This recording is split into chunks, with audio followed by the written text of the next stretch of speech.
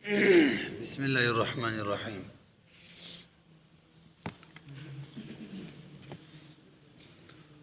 وحكم الخاص من الكتاب وجوب العمل به لا محالة، فإن قابله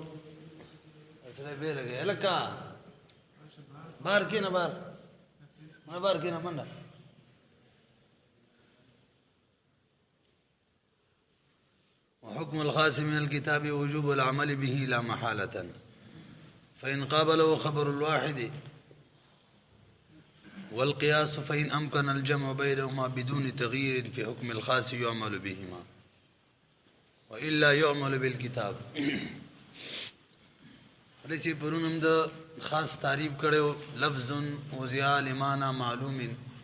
على الانفراد یا لفظ وزیا لمسمى معلوم على الانفراد. او بهم د خاص تقسیم کرو درې اقسام ہوتا، یو تخاص الفرد وی، یو تخاص النوع، یو تخاص الجنس. هم الخاص الفرد چاته ویل کیږي هغه خاص ته چې یو خاص هغه لفظ ته ویل کیږي چې د یو خاص معنی دا سی خاص معنی چې داغي صرف او صرف یو فرد وی وضع شوی، یو خاص هغه لفظ ته ویل کیږي چې د یو شخص معین د بار وضع شوی، لکه زید، عمر، بکر، دا ټول مثالونه دي. او به دویم نمبر خاص النوع دا چاته ویل کیږي دا غ لفظ ته ویل کیږي چې وضع شوی د یو خاص معنی د پاره. ګوره خاص معنی عام کې معنی عام وي، یو خاص معنی خدا سے خاص معنی چې داغي دلان دي افراد زیات وي، او داسې افراد وي چې داغو اغراض متفق وي. لکه مثال رجل له رجل بیل اغراض دي. رجل چاته ویل کیږي ذکر من بنی آدم، امام بی گواہی به حدود کی قبلی کی برونم لقصے کړي وی کنه. اول مثال امرأة مؤنث من بنی آدم او دا مستفرشی وغیرہ قصے مولا کړي وی. درې نمبر خاص الجنس دا چاته ویل کیږي دا خاص هغه لفظ ته ویل کیږي چې وضع شوی دی یو خاص معنی د پاره، یو خاص معنی. دغه د معنی دلاندې به ډېر افراد داسې افراد چې دغه اغراض مختلف وي، لکه انسان وضع شوی یو خاص معنی د پاره چې هغه معنی حیوان ناطق دی. حیوان ناطق خاص معنی ده. دا خبره باب دوباره به کوم اصل وجدار چې ما خپل اشکال وبدي خبره کې چې عام او د خاص النوع او خاص الجنس منځ کې څه فرق دی. ډیر اړي ودلان ډیر افراد وي. اوس به تزوج ویم را روان دي د مثالونه. نو خاص الجنس چاته ویل کیږي هغه لفظ ته چې وضع شوی د یو خاص معنی د پاره او دغه معنی دلان ډیر افراد وي او دغه اغراض مختلف وي. لکه انسان وضع شوی د یو خاص معنی، هغه څه معنی ده؟ حیوان ناطق. دا سی خاص معنی ده چې هغه یقال علی کثیرین، هغه څه به وي ښه متفقین بالاغراض مختلفین بالاغراض. او د دې په مقابله کې عام وي. عام چاته ویل کیږي تعریف مولا کړي لفظ هغه لفظ ته ينتظم جمعا يشتمل افرادا چې دا مشتمل وي افراد ته من المسميات من الافراد. دغه مثال لکه مسلمون یا من شو مثالی. نو من څه خاص معنی نشته څنګه چې د خاص الجنس او د خاص النوع و د ما نشته، د مسلمون نشته دی. پیګه کنه به خبره وای به پرون مونږ ویلو چې د عام الفاظ به بیانو چې هغه مزده کړنو خبره به آسان شي چې هغه الفاظونه کوم یو لفظ راتلو مونږ ته پته لګي د عام دی او کداغه نه غیرو هغه به خاص نو دا ځان سیات کوي ګوټه یاد کوي. کا د عربی په ژبه کې د عام د پاره کتابونو کې به تنه ملاويږي. دا شیخ عبدالرحیم سے په درس کې دي د عربی ژبه کې د خاص عام د پاره 12 الفاظ مقرر دي. عام د پاره دغه نه سیوا ټول الفاظ د خاص وي چې یو معنی لري، معنی واحده لري. او اوس دغه دوه صورتونه دي، معنی واحد خاص او عام. نو چې معنی واحده وي دغه 12 الفاظ چې نو عام به یو کداغه نه غیرونو خاص وي. کم کم اول نمبر جمع کوم مکسر یو ک سالم وي، مسلمون ای لک سالمه یا مکسر ای لک رجال. لا دواړه الفاظ د چا دي د عام، بلکې دا ټول یو حسابيږي ښه جمع. ما څه ویل سالمه یو ک مکسر ای، به مذکر یو ک مؤنث ای، قلت یو ک کثرت ای، معرب باللام یو که نکره وي په دې پوه شئ دا ټول الفاظ د چا دي او دا یو حسابېږي ښه بس لنډه دا ده چې جمع هم کوم ځای کې لیدله جمع بس دا به لفظ عام وي. دویم نمبر لفظ د انسان چې الف لام ورسره الف لام ورسره پیوستی معرب باللام وی الانسان ښه انسان چې دی ځان له انسان دا خاص دی او خاص الجنس دی او الانسان چې دی اوس دا عام دی استغراقي الف لام د افراد ته کې اشاره ده ډېر افراد علم دی کنه. دو شو دریم نمبر لفظ د قوم چې کوم دی کې لیدلو دا به عام وي جان القوم قوم عام دی مثالونه خو آسان دي کنه. او څلورم نمبر لفظ د راحت قرآن کی استعمال شوی دی راحتون څنګه دی یفسدون فی الارض. پنځم نمبر نکره چې کله په سیاق د نفي کې واقع شي او وصفت بصفت عامه ها صحیح ده نکره چې په سیاق د نفي کې واقع شي څه شو پنځه لکه ما من رجل پس به نور سوایا او پنځه کنه.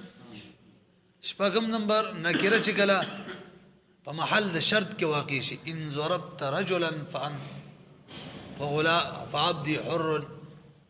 مخاطب ته وی کو دا سړی دی وله نو غلام به می آزادي ان ضربت رجلا دا رجلا وسام دی نکره ده په محل د شرط کې واقع ده. شپږ شو کنه. هم نمبر من لفظ عام دی لفظ من. اتم نمبر لفظ زما او نهم نمبر لفظ د ایون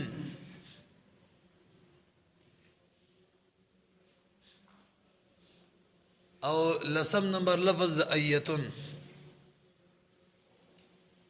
بلکې دا ایون او ایتون دوا شریک کې نسو بشي نه یو منځ کې پاتې هغه تغییر کې. لسم نمبر لفظ د کلو چې نکری ته مضاف فی کل رجل. یو لسم نمبر لفظ د جميع جميع من دخل الدار ټول چې څوک دار ته داخل شو یا قلعه ته داخل شو کافر ته اعلان وکي بس پامن کې وي کتابونو کې راځي که او یو منځ کې پاتې شي او نکره چې کله موصوف شي په صفت عامه باندې د نکرې صفت راشي صفت عام ولا عبد النکره ده کنه مؤمن صفت عامه ده دا دولس الفاظ د عام دي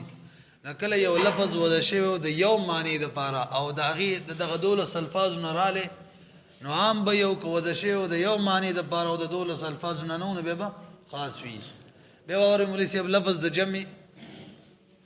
مذکر وی کوم مؤنث وی معرب باللام وی که غیر معرب باللام وی نه قلت دی که کثرت سالمه یو که مکسر ای. دویم نمبر لفظ د قوم. دریم نمبر لفظ د راحت. څلورم نمبر لفظ د الانسان یعنی انسان چې معرب باللام وی. پنځم نمبر نکره چې په سیاق د نفي کې واقع شي. شپږم نمبر نکره چې اذا وصفت بصفت عامه او وم نمبر نکره چې کله په محل شرط کې واقع شي. اتم نمبر ایون ما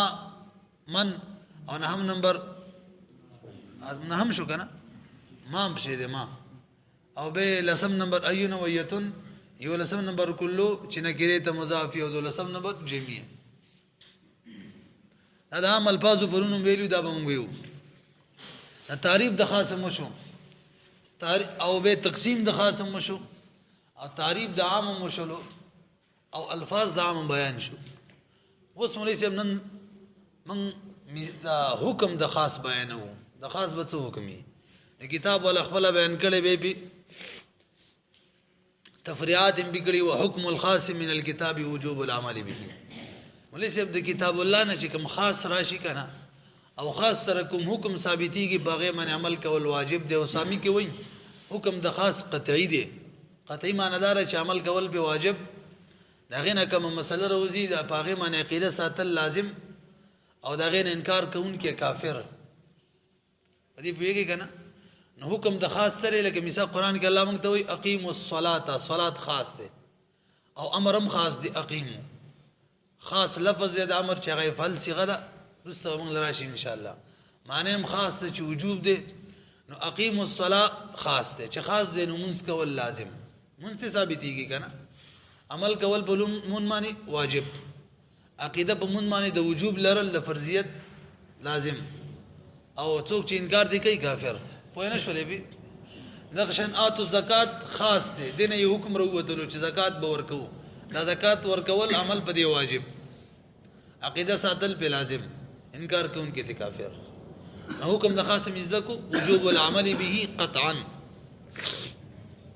خدا له چې خاص د کتاب الله نه راشي ګل پدې پیږي کنه. اوس په تفریق مناسب کله چې د خاص حکم قطعی دی قطعی، نو د دې په مقابله کې کچري زونی را لې زونی به پریږدو او خاص د قطعی به اخلو. د خاص حکم سره قطعی کچري د دې په مقابله کې یو څوک راتلو او غي زونی حکم ورکول زونی، نو زونی خو په مقابله د قطعی کې کمزور ای کنه، نو زونی به پریږدو او قطعی به اخلو. مثال سره کتاب ول ذکر کړی دی قران کې الله فرمایي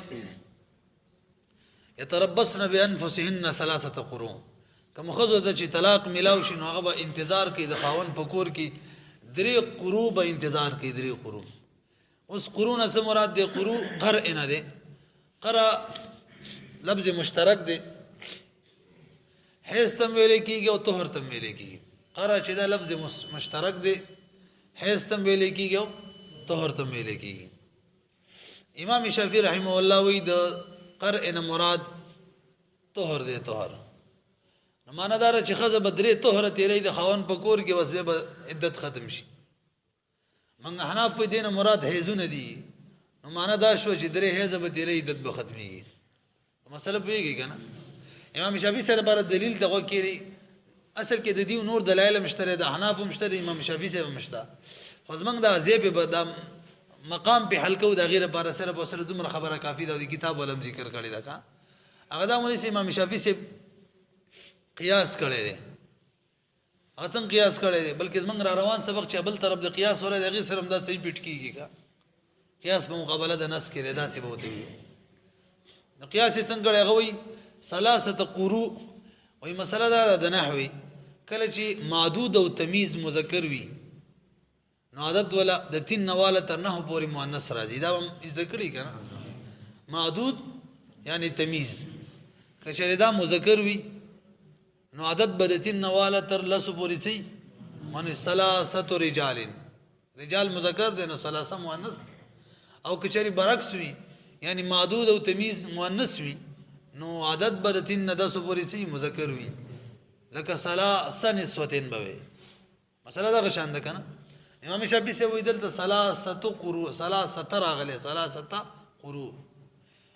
او په طهر او په حیض کې طهر مذکر دی، حیض مؤنث دی.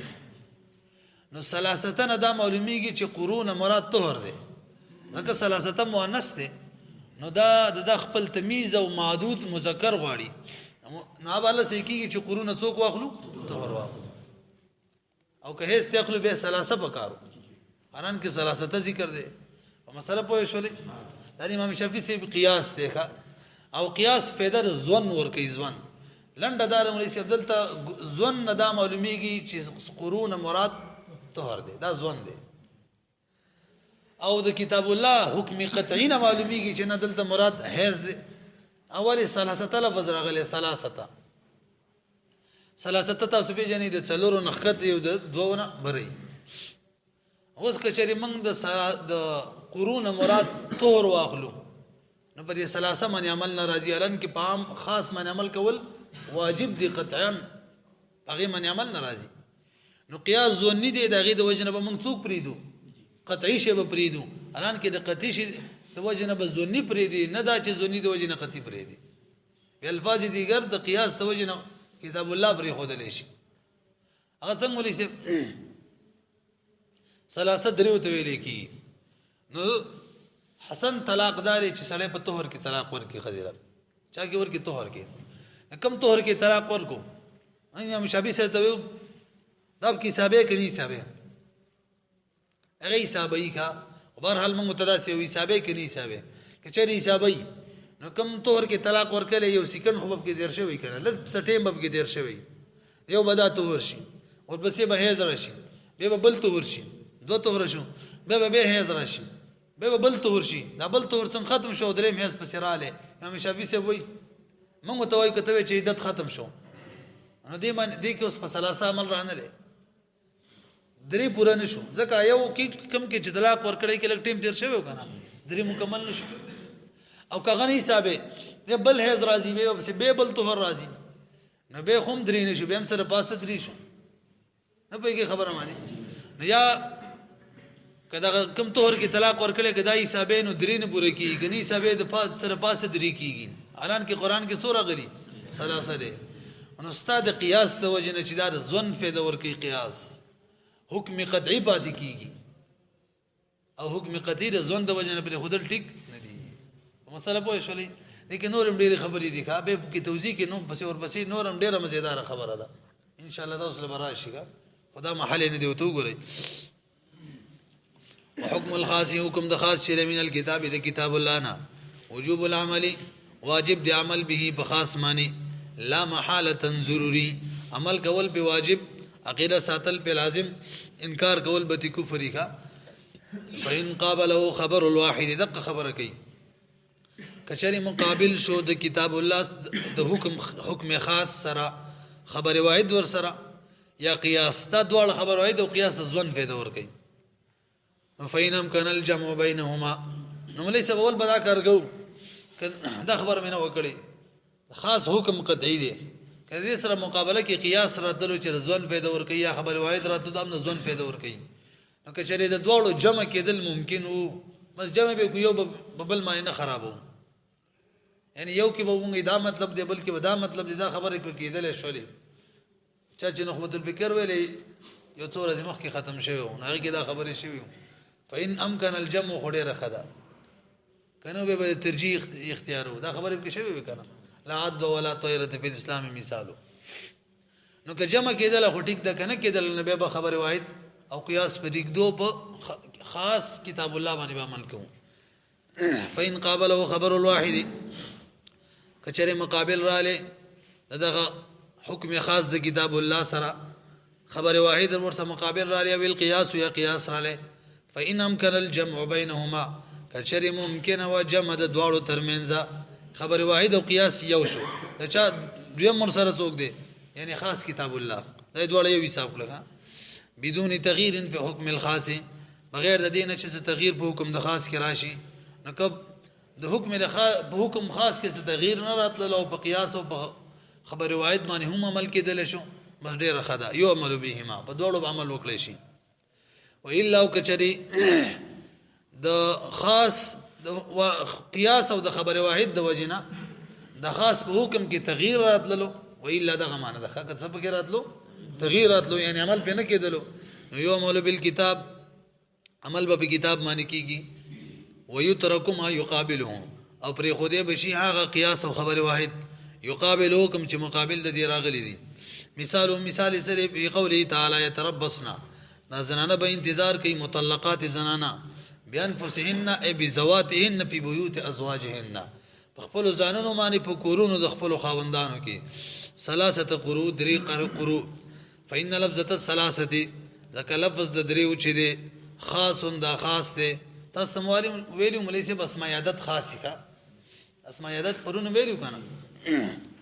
دا خاص دی فی تعریف عدد معلوم په تعریف د عدد معلوم کی چې دریو ته ویل کیږي څلور نه لاندې دوه نه برا فیجب العمل به نو عمل کول بدی معنی واجب دی چې دینه به هیڅ واخلو ولو حمل الاقراء او کشری اقرا من واړ حمل کړو ال الاطهار په طهور باندې اطهار معنی طهور معنی تیوالو کما ذهب الیه شافعی لکه څنګه چې دې تزیاب امام شافعی صاحب کړي ولی او ته کړي قیاس ته وجنا به اعتبار ان الطهر مذکرون د دې اعتبار سره چې طهر مذکر دی دون الحیض حیض خو مذکر نه دی حیض مؤنث دی او ثلاثتم دا غواړي چې زمانه پسته مذکر وي نغه طهر سې کیږي وقد ورد الكتاب فی الجمع حالان کی امام شافعی سے وہی وقد ورد الكتاب فی الجمع حال دارې چې وارد د کتاب په جمع باندې لفظ جمع راغلی کنه قرو او بلفظ التانیث راغلی د ثلاثه کی تانیث راغلی دی دل دا دلالت کوي علی انه جمع المذکر چې دا جمع د مذکر ده او هو الطهر مذکر طهر د هیڅ نه دی نو کچری موږ دا خبرو کوم چې امام شافعي سے وکړه نو څه کار به وشي لازم ترک العمل بهذا الخاص لازم براشي ترک عمل دغه په دغه خاص معنی به عمل ترک شي پوه نه شولې به امون ویلو کچری خبره واحد او د قیاس د وجه نه حکم د خاص پرې خو دې شو نو دا خبره واحد او قیاس به پرې کړو په دغه به عمل نکو دلته مدقق کار کیږي د خاص حکم به ختميږي لأن من حمله على الطهر زکچا چی دا قرو حمل کړي د بطور معنی لا یوجب ثلاثه اطهار نو دغه نه واجبې درې اطهار درې طهر نه واجبېږي بل طهرین بلکې دو طهر واجبېږي او بعض الثلاث او د دریم طهر بعضی حصہ نو دوریم به شي تر پاسه دوه بوته ویو دا غڅوک دي چې دا په کې حسابي خلک شافعي په کې حسابي او هو الذي وقع فيه الطلاق اغد بعض طهر وکم یوي دا بعض طهر به هغه کوم کې چې طلاق واقع شوی دی رئیس به دې خبرو پوه شو لیکه اوس مسله دا شو نتیجه دار وته چې امام شافعي سی وای د قرون مراد طهر دی موږ احناف د دینه مراد حیض دی دویم امام شافعي سی دا وای چې کوم طهر کې طلاق ور کړی دا په حساب دی اوس و تفریعات کې په دې خبره باندې رئیس یو طهر کې طلاق ور کو کنه دا په حساب شو دینه پس حیض را له حیض یو شو طهرم یو شو به بل طهر را له طهرونه دو شو حیض یو دی به اور پس بل حیض را له دو حیض دو طهرا به بل طهر را له ختم شو طهرونه پوره شو او دریم حیض چالو دی اوس حیض خلانه دی پوره کنه اوس په دې دریم حیض کې څه مسائل دی اور تفریقي ای که اوله مسله دا ده تاسو سره دې مسلې معلومات شته چې خزل طلاق رجی ور کړی نو ته پس رجوع کولای شي دا مسله خو ته معلومه ده نو طلاق رجی ور کړی دی یو طلاق سری الفاظ سره یې دو طلاق ور کړی به رجوع کولای شي اوس دریم حیض چالو دی قصه خو ته معلومه ده کنه دریم حیض چالو دی طهرونه خو درې پوره شوی دي نو اوس سړی رجوع کولای شي کني شي کولای مسله خدا ده چې عدت لا نه پوره شوی رجوع کولای شي او که عدت پوره شي به رجوع نشي کولای دا مسله ځکه کوي که عدت پوره شوی به رجوع نشي کولای امام شافعي سے وہ عدت پورا دی رجوع نشي کولای ځکه درې طهر پوره شوی دي موږ حناف ویل عدت نه پوره درې مې روان دي کنه رجوع جایز ده زمنګ بنز رجوع جایز امام شافعي سے بنز من رجوع نه ده جایز ازي کتاب کې وایي لفظ به برابر وو ته وګورئ فيخرج على هذا حكم الرجعه تخریج کیږي بنا بر دغه اختلاف باندې درجات د حکم زمنګ بنز من رجوع ټیک ده امام شافعي سے بنز معنی نه ده په کوم وخت کې په الحیضه الثالثه دریم اس کی خبره چالو ده وزواله او امام شافعي سے بنز معنی زائله شوی ده رجوع نشي کولای ځکه عدت پوره شوی به اور بسې او حکم تصحیح نکاح الغیر دا ټول مجرور وي وتصحیح نکاح الغیر ولې سب دا زنانه د بل سړي سره واده کولای شي کني شي دا مسله دار چې عدت نه پوره شوی بل چا سواده نشي کولای او قیدت پوره شي نه به دا زنانه د بل چا سره واده کولای شي د امام شافعي سے بنز معنی عدت پوره شوی دی د بل سړي سره واده کولای شي د احناف بنز معنی عدت نه دی پوره چې نه دی پوره د بل سړي سره واده نشي کولای نو ګورئ وتصحیح نکاح الغیر او صحیح کېدل دی خزل نکاح کول د غیر سره امام شافعي سے بنز جائز زمون بنز معنی وابطاله زمون بنز معنی باطل به وحكم الحبس والاطلاق درېمه مسله مولوی صاحب تفریقی په مسله دار چې کله عدت کی خزه نو څنګه چې دی طلاق نه ور کړی د خاون لدا اختیار وي چې خزه کور کې بند کی بار نه پریږدي د خاون دی اجازه نه غیر بار نشي وتله نو عدت کې دغه حکم نکاح باقی مسله پوه شو لیکنه نو دریم حیض چالو دی حبس بئی کني با یعنی خزه بکور کې بندول سړی بندول شي کني شي من احناف بندول شي ځکه عدت لا باقی پاتې امام شافعي سے عدت ختم شوی خزه تخپل اختیار دی کو زیو کو پاتې کی خیالم ده کنه نو حکم حکم الحبس حکم د حبس زمنګ په نظمانه دی ول اطلاق امام شافعی سے په نظمانه وای پرې خود له جزیب بس والمسکن والانفاق ملي سے بل مسله دار کله چې خزه په عدت کی طلاق رجی کی ترڅو چې عدت کی هغه له نفقه مور کې سکنا به مور کې د اوسېدو زه مسله پوه شو لیکنه نو عدت امام شافعی سے وای پوره شوه دی لہذا نه سکنا شته او نه نفقه شته او عدت ختم شوه قصې ختمي کا موږ حناف الى عدت پاتې نفقه به هم سکنا به سلورمه مسله شو وحكم المسكن حكم د مسکن زمنګ په نظمانه صحیح دی والانفاق زمنګ په نظمانه صحیح دی امام شافعی سے په نظمانه دی ټیک پنځمه مسله والخلع وحكم الخلع ليس مسله دا خلع پیژنې کنه خلع دې ته ویل کیږي چې خاوند ته خزوي چې ما سره خلع وکړه لفظ د خلع ورسته یاد کی کني به نکاح بالمال لا او ته وایي زه دومره پیسې درکم ما سره خلع وکړه که خلع ورسونه وای د سی وای پیسې درکم طلاق راکا به خلع نه د بین طلاق بالمال له طلاق بالمال ابه طلاق وایي نو خزه وته وای زه به تعالی مثال به تور 100 روپۍ درکم 2000 روپۍ به درکم یا کم مہر دی راکړې به ته واپس درکم ما سره خلع وکا سړی وته وای ټیک ده نو به دې باندې طلاق باین واقع کیږي په دې خلع باندې هم خلع طلاق باینی نو چې ترڅو عدت باقی خلع کیږي او چې عدت ختم به خلع نه کیږي نو حنا په نظم عدت باقی دی کنه چې دین خلع کولې شي امام شافعی سے وہ عدت ختم دی لہذا خلع مل د ضرورت بعد نشو نکاح سم ختم شوی دا پنځم حکم شلو والخلع والطلاق شپږم حکم شپږم شو کوم دی طلاق ملي سے به بروګره دا مسله ده چې ترڅو خزه په عدت کې دا او طلاق رجعي ته ملاو شوی نو بل طلاق وته ورکول شي او که عدت ختم وي نو به نکاح ختم نه بل طلاق نشي ورکولای امام شافعی سے په نظم عدت ختم دی لہذا بل طلاق نشي ورکولای احناف په نظم عدت جاری دی نو بل طلاق ورکولای شي والطلاق وتزوج الزوج باختها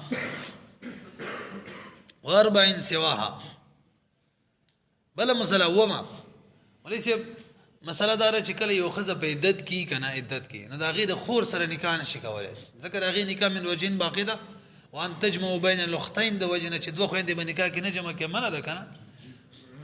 نو که خزه په عدت کې دا غیر خور سره نکاح نشي کولای او بلا دویمه مسله کې عدت ختم شي به کولای شي ولا او چې کله خزه په عدت کې او درې خزي نوري نو څلور خزي نکاح کې جایز دي کنه نو چې یو خزه له طلاق ورکړي او درې په نکاح کې او دغه خزه عدت لا نه ختم شوه نو بل سره نکاح نشي کولای کني پنځه جوړيږي عدت ختم شوه پنځه سره نکاح کې نو اوس مسله دا ده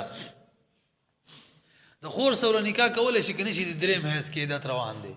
امام شافعی سے وایي کولای شي چې عدت ختم شوه دي کنه مونږ حناف یې نشي کولای عدت لا باقی دي بل خزه کولای شي کنه پنځه امام شافعی سے وایي کولای شي چې ایوب کې ختم شونه درې پاتې د غبل بسلورم شي مونږ وینا دام لا باقی پاتې را عدت نه ختم کنه نو پنځه جوړیږي کبل سه نکاح وکړه په پوهه شولې وتزوج الزوج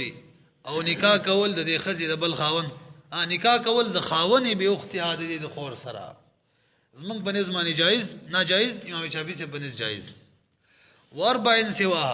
او څلور کول د دینه سوا نور څلور امام شافعی سے وایي جایز ده مونږ وایي ناجایز